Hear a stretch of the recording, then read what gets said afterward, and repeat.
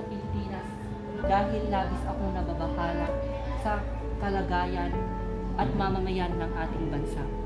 Dahil dito, napagdesisyonan kong bumuo ng isang lugar. Akin itong papangalanang La Liga Filipina.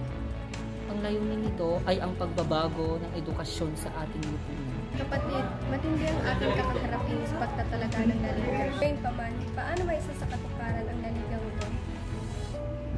Atin itong ipapaalam sa ating mga kasamahan na magkakaroon tayo ng isang pagpupulong patungkol.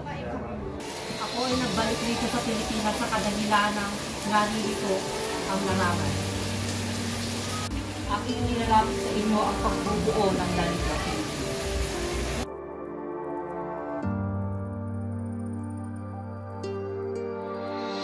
Ang aking paniniwala ay matibay na ang ligang ito ay magpapasimula ng pagbabago sa edukasyon at lipunan.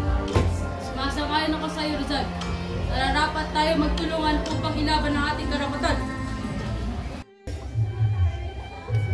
Jose, tiyak na ikay mahihirapan sa iyong hinahanap.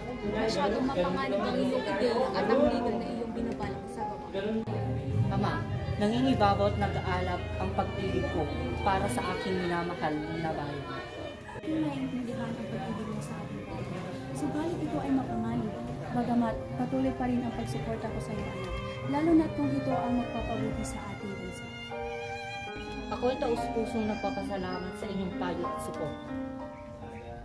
Layunin ng La Liga Filipina ay mapabuti ang kalagayan ng ating inang bayan sa pamamagitan ng pagkakaisa ng buong Pilipinas, pagtataguyod ng mga reforma, pagbibigay ng suporta sa edukasyon, agrikultura at komersyo, paglaban sa anumang uri ng karahasan at di makatwirang gawain, pagbibigay ng proteksyon at tulong ng bawat kasapi sa isa't isa.